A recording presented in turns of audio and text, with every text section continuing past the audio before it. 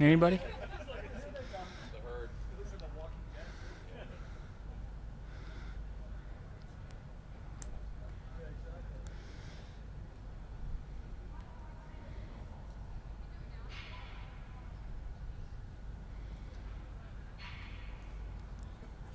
How we doing?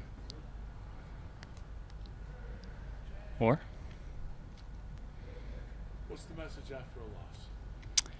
Message after a loss is continuing to trust our process, not to be focused so much on the results. Obviously, we didn't play as well as we would have liked to play this last week, and that's going to happen when you lose the football game. And fortunately, we've got another week, get another chance to go play Monday night in a really fun environment there in Atlanta with a team that's obviously coming off a bye, but playing really good football. So another opportunity for us to take a step in the right direction. Keon had an up and down day on Sunday. Bench, fumble, touchdown. How do you see him respond since? Yeah, I mean, a guy that, again, continues to work extremely hard, trust zero, still continuing to develop that rapport. But for him, late in that game to score a touchdown, made a couple big plays for us. The third down, jump ball. We're going to need more of that from him, and, not going to deter me from going his way at all. As the leader and captain of this team, to hear that there was disciplinary action there for him is not the first time in his career. Do you say anything to a young player in a situation like that?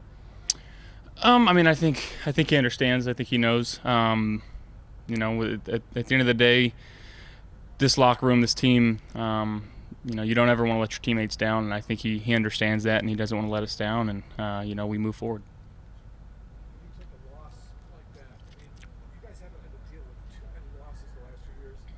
Does it almost present an opportunity to maybe reset? Because you were home for 4 to 5 weeks. You kind of had it a little bit easy here. Not easy, but you know what I mean? Is it kind of a reset opportunity? For sure. I think it's a wake-up call, reset, whatever you want to call it. We had been getting by, previous games of maybe not playing our best football.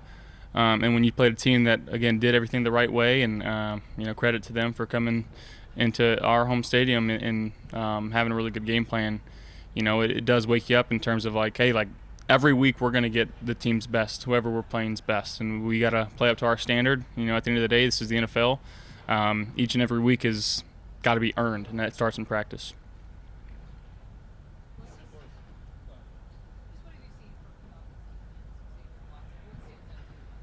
Yeah, I think their safeties fly around, Watts and Bates, and I think they do a good job of really holding their shell, not really tipping off which way they're rolling down or if they're staying high. I think their front's doing a good job of flying around and rushing the quarterback. They've been forcing a couple turnovers and, getting the ball out. So, again, we're going to have our hands full of making sure we're IDing things the right way, seeing things the right way in the run game, and then ultimately in the pass game we got to throw it and we got to catch it and, again, limit the turnovers and, just go out there and try to play a game that we know we can go play.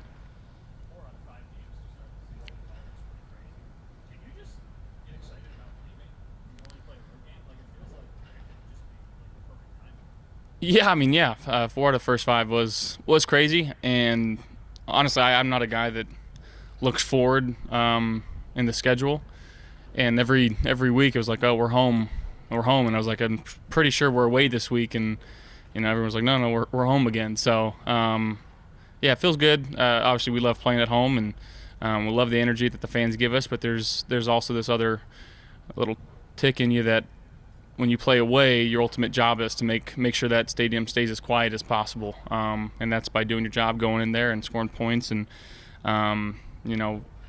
away environments can be very fun, but very challenging at the same time.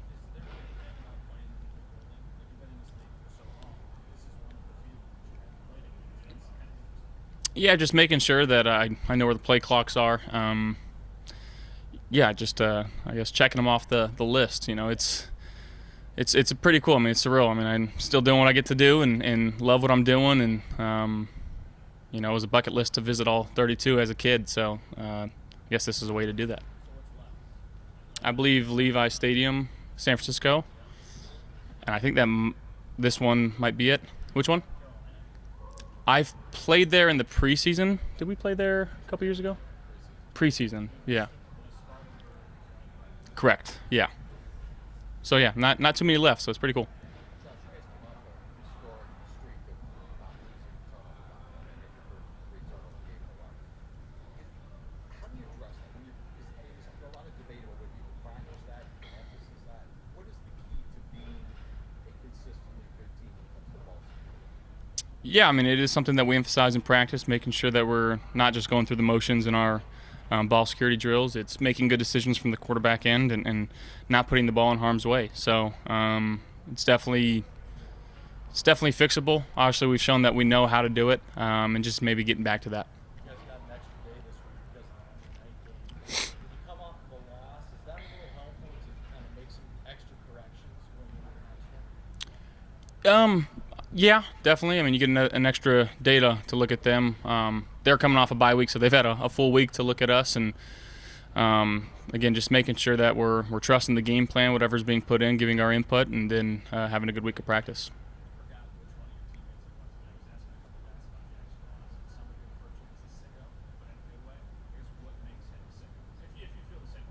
Well, if you ever see him laugh, he laughs for 2 seconds, then it's back to stone cold face. There's no like sometimes you laugh, you keep a smile or grin, and it's so he's we love him here. He's been making some plays for us, and what a great teammate to have. Awesome.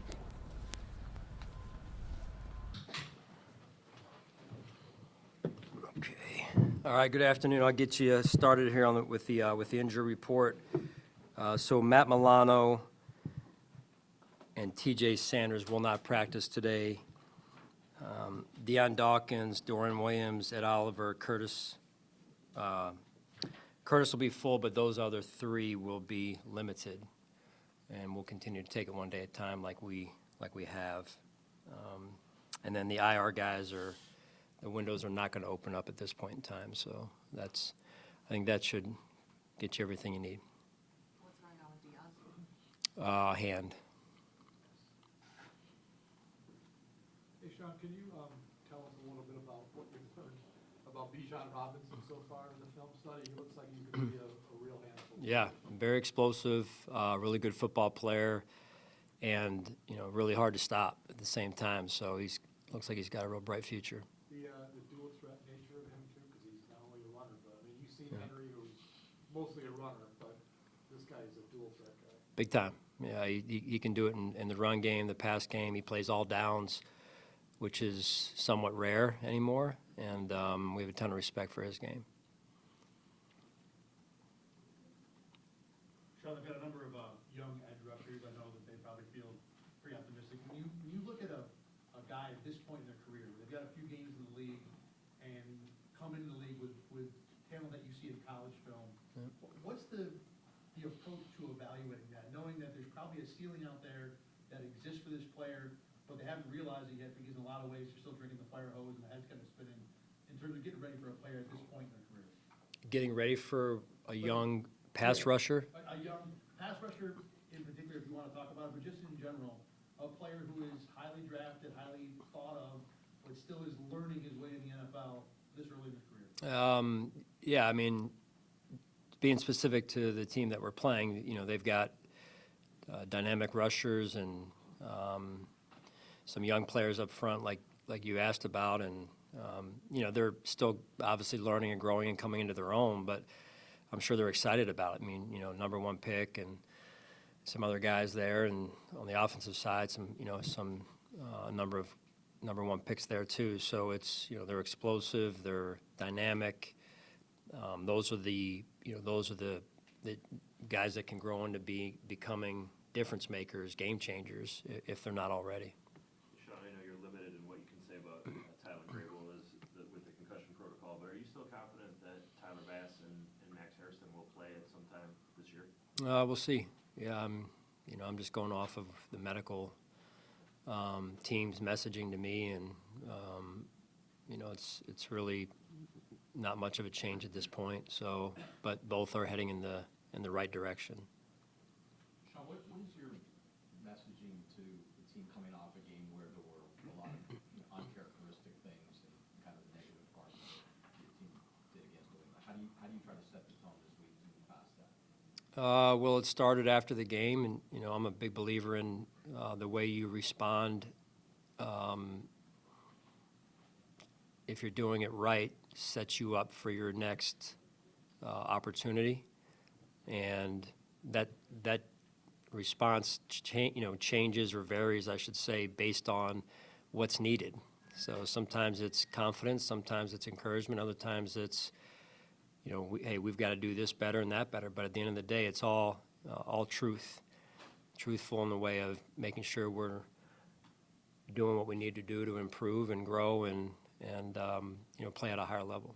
What is you said the response changes on the situation. What is the response this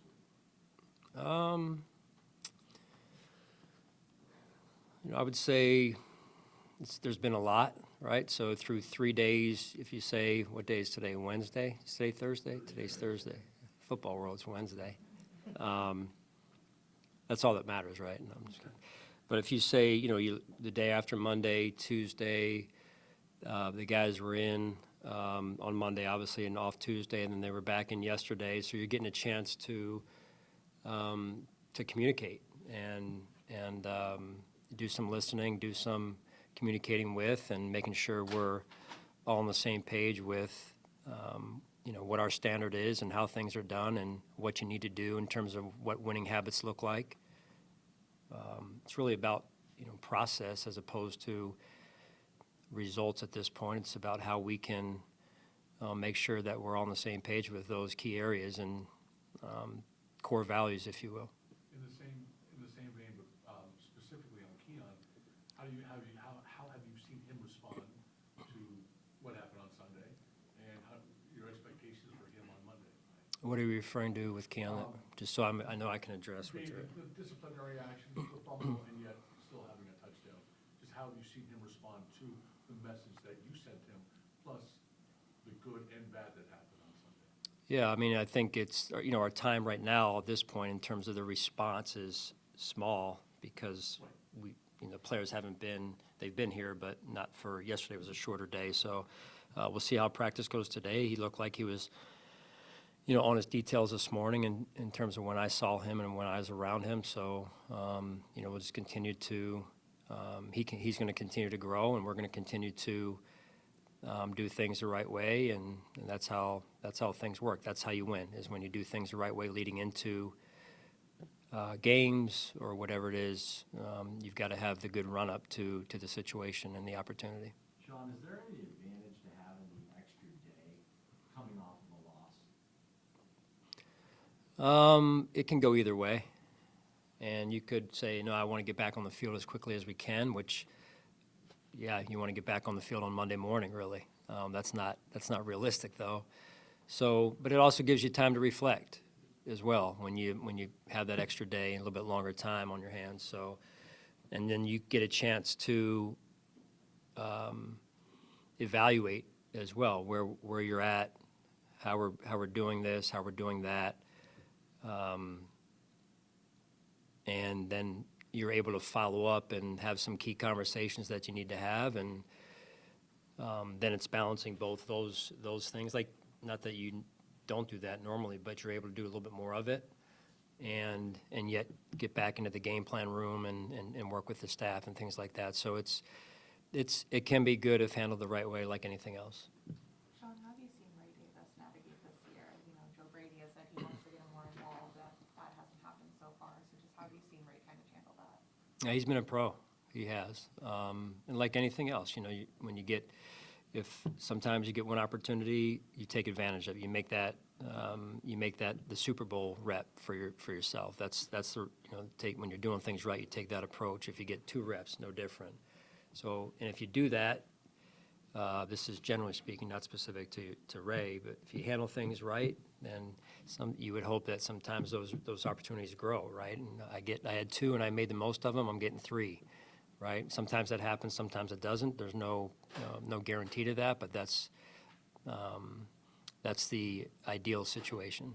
What have you seen from the way Michael Penix is operating their offense? He knows it. He knows it. He knows it like the back of his hand. He's extremely